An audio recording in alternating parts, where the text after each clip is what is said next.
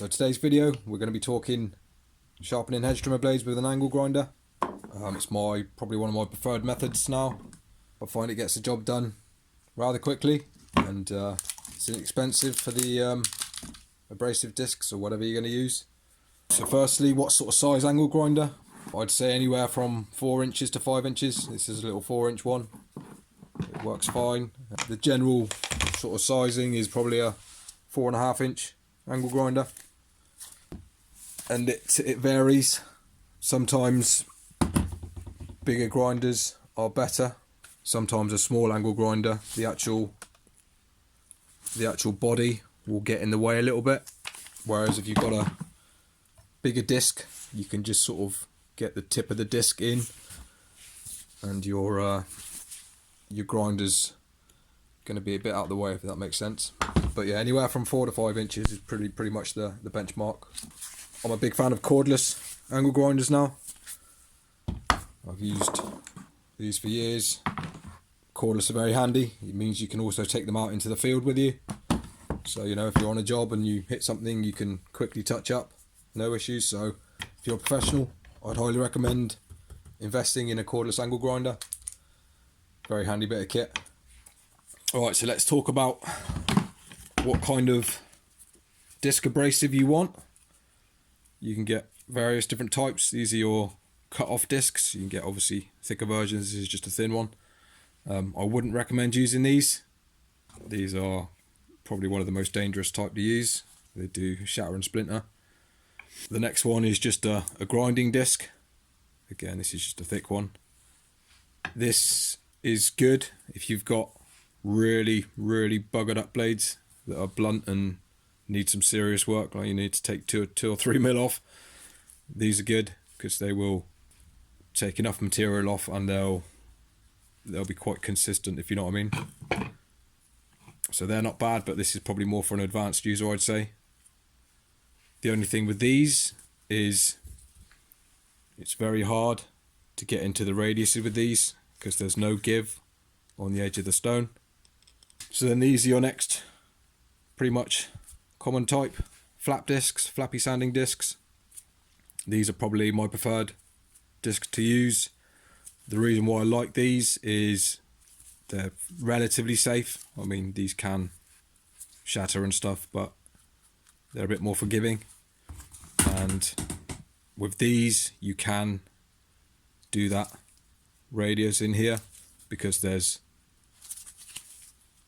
a bit of flexibility on the end once you've used it a while. I mean, when they're new, they're quite hard, but once you've used it a while, this end bit will soften up and offer a bit of give. These are very cheap. You can obviously, the more you spend, the longer it's going to last and the better quality it's going to be, but you don't need to spend crazy money on them. So let's talk grit now. What grit should you use? Basically, anywhere from 40 is probably your roughest grit. I see a lot of people say, oh no, you need to use a 120 grit or something like that, something really fine. But you know, we're working with metal here, not wood. I think a lot of people get confused with wood and metal. It's not the same. 120 on wood is fine. 120 on metal is nothing. You're not going to take hardly anything off. So you need something that's going to take the metal off. So I'd say anywhere from probably 60 or 80 grit is probably your average. If you're new to sharpening with an angle grinder, go for an 80 grit just to be a bit safer, so you're not going to take too much material off. But that's pretty much the basics. Obviously make sure with angle grinders you got the correct PPE, you know, get yourself some safety glasses and earplugs and a mask if you need to, whatever, maybe some gloves on, you know, make sure you're safe. Right, so how do you determine if you need your blade sharpening or not? Most of the time you'll notice it in the cut. It won't be cutting very well, but it's good to come and have a look close up at your blades. So most of the time look on the underside of the teeth, and you'll see here this is all rounded over, and you'll notice there'll be a lip on this top edge where that's rolled up. You sometimes can feel it with your fingers, obviously go careful. So obviously with that lip that's formed, and then the rounding on the underside, it's not going to have a nice scissor-like cut. So ideally what you want to do is, you know, if you are going to want to get them back to factory standard cutting, you'd want to take the whole of this curved a bit off, and that's actually quite a lot of material. That's probably a good mil or 2 millimeters in certain places. So what I try and do is I try and find a happy medium. So you're just sort of taking probably half of this curve off, if that makes sense, just to get a good edge back. But yeah, you want these as flat as possible with no sort of rounded over bits, and that will provide the best quality cut. Now with sharpening, you can leave your blades on if they're not too bad. I generally like taking them off, so I probably will take these off, but I will show you how to do it with leaving the blades on. You don't want too much sap and resin. If these are covered in crap, you don't really want too much on here, so you know, get some spray or whatever, WD-40 or any hedge trimmer spray, resin remover, anything like that. Get that coated for a while and give it a wire brush down or whatever you got. Right, so if you're leaving your blades together, so obviously you need to sharpen every single edge, every tooth. So this will need doing that one, and then underneath that one and that one. So all of these teeth are going to need to sharpen. Any tooth that you're sharpening, you want it overlapping the tooth underneath, so that when you grind this edge off, it's not going to grind any of the underside off. So you might need to start your hedge trimmer up and just get it into the right position, or whatever, you know. You can get some pliers and move the shaft by hand. This one you can just move by hand, but that's the first step. Right, so the aim is with sharpening is you want to maintain the same factory angle. You want to be able to do the whole tooth. You need to get this radius in the corner for the best cut. If you just flatten this bit here and don't do any of the radius, you're not going to have a nicer cutting hedge trimmer. Trust me, it cuts a lot better when you've got this hole from this bar to this top sharp. It cuts lovely. Right, so if you're leaving your blades on, you just need to be wary, obviously not to grind your middle bar down. Right, so I'm just going to sharpen one tooth quickly, just for reference, and then I'm going to take these apart and give you some more tips. So yeah, you just want to come in and sharpen all your angles that are overlapping, so all these ones, and then all these ones, and then turn it over, and then do all the other ones that are overlapping, and then you'll have to move your blades, and then, you know, do all the other ones. So yeah.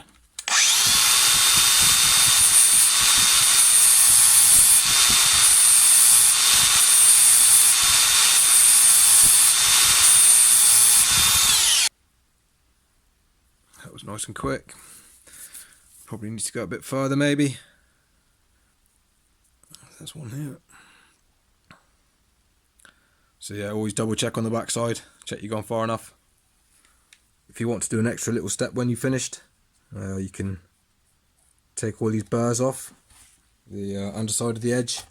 You can get a tiny little small flat file. This is just a little fine one, and hold it flat. Get your blades in the middle position, and obviously this is the underside, and just run this a couple of times, just back and forward very lightly. Again, files, yes, I know you file on the push stroke. This is just an old file, I'm not too worried about it, so just a couple of light little strokes.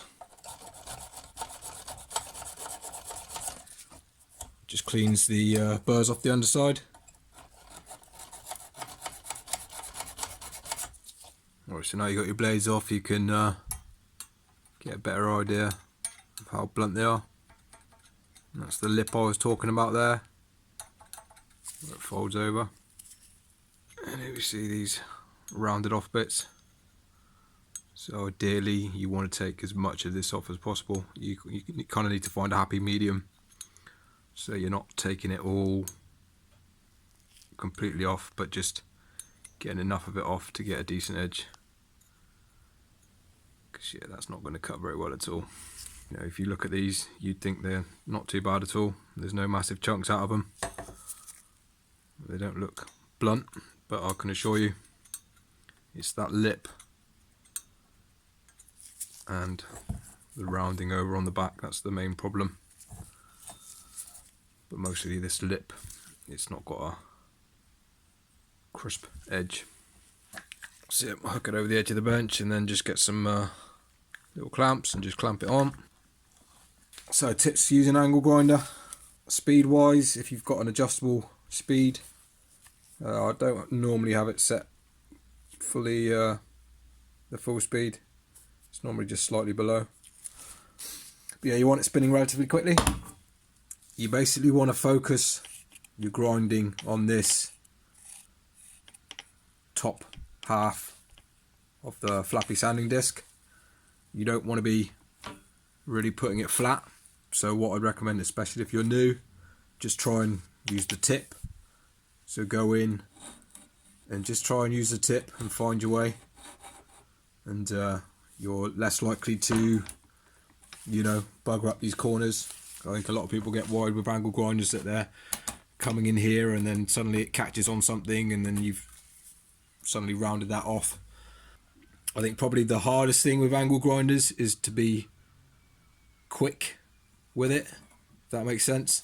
Because when it's running, it's sometimes you get a bit nervous of like changing into another tooth. So you'll sort of might catch the edge of this one on your way out or whatever. That's probably one of the hardest things. It's just you need to just get yourself into a good rhythm. Actually, when you're in there, it's pretty easy. It's just the coming in and coming out of each tooth, which is probably the hardest thing. So once you've done it for a few hedge trimmer blades, it's pretty easy. So I'll start off a bit of an angle up, I mean. So I find this angle of my tooth. You see the colour change on the edge. So once you've got that, then it's just a question of light passes up and back. So just stay kind of in this top half of the tooth, and all you need to really do is just slightly angle this down a bit, if you see. So then this bit here just catches on this. It's quite hard to explain, but you'll understand.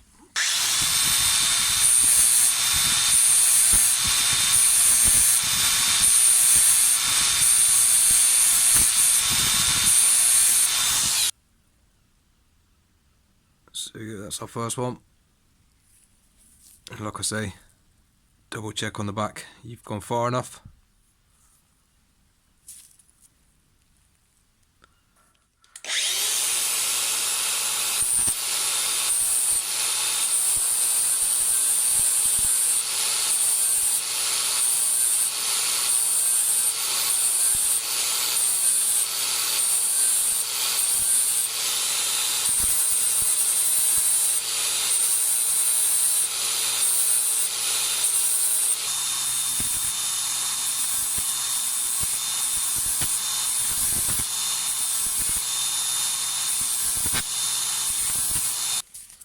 So again, just short passes up and back. Don't stay in one spot too long, you know, and don't be in a rush to get it sharp.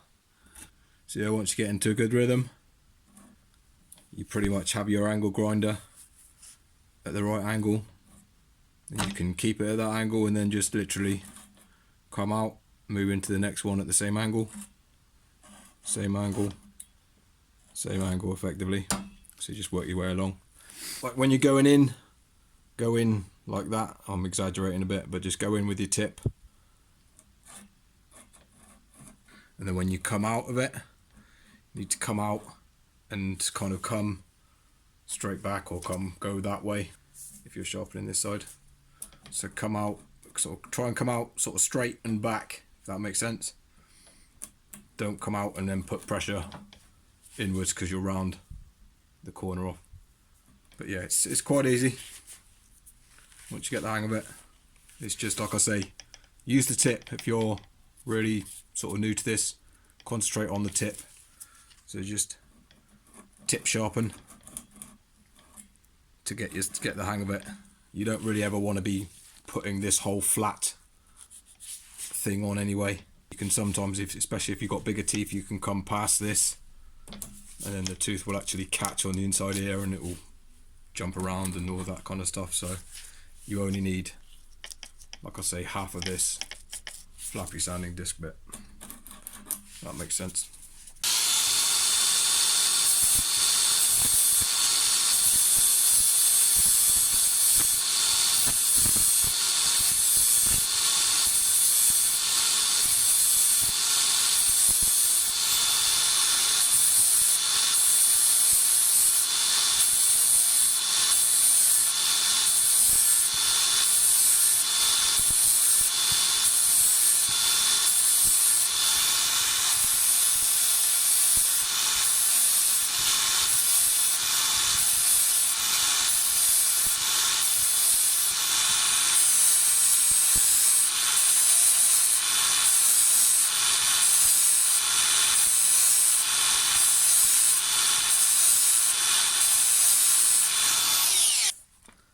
This is my exact technique, what I use.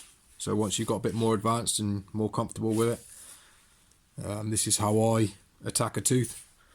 So I'll go in and I'll angle it so I'm really just on the tip, and I'll work it into that corner, and I'll make sure, you know, looking over the top of it, and I'll make sure I get that corner with the tip. So I concentrate on the corner bit first, and then what I do is I slowly drop my angle down and come back and then just finish off on the flat bit. So it's quite aggressive on the tip, then level it off. Alright, so that's the first side sharpened.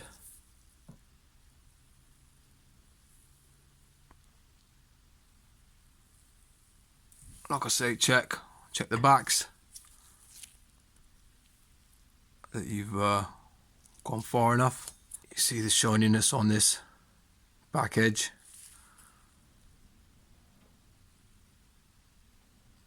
It's still quite rolled over, if you see, so I'm just going to take a little bit more of that off. I mean, ideally you'd want it all out, but yeah, if you did that every time you sharpen, take all these rolled over bits off, you'd be buying new blades every bloody 6 months. So yeah, you just try and find a happy medium of getting a decent enough edge on it. Even just with this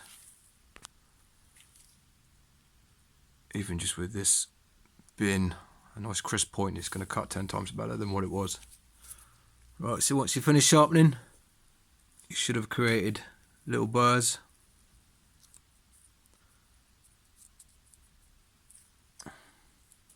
Depending on which way your angle grinder spins into it. But yeah, what we want to do is just dress these burrs off now. So yeah, if you can pick up sharpening stones relatively cheaply, I suggest getting one. It's a good idea to soak the stone in water beforehand as well. But I didn't obviously do that because I'm an idiot. So yeah, you just want to get something flat, or a bit of glass maybe, or something with a flat surface. We're just going to work these burrs off.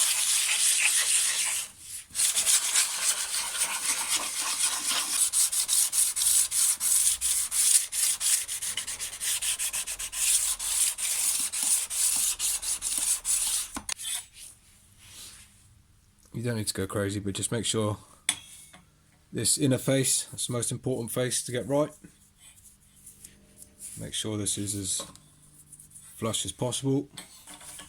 Now bear in mind, you won't be able to do this with every single hedge trimmer. Some hedge trimmers are curved. Some of the newer battery ones will have curved teeth, this won't be a completely flat blade. So in that case, you just have to focus on the edge of the teeth as opposed to going over the whole lot. So yeah, just bear that in mind. Make sure you know what type of hedge trimmer blades you got.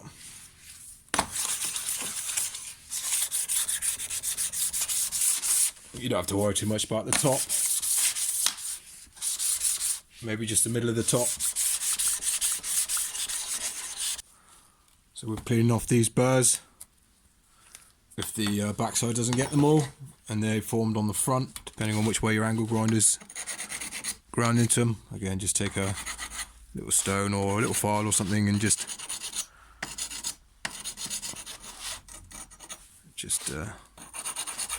dress them off. So if you want your blade to last as long as possible, you need a clean edge. Alright, and that's blade all sharpened.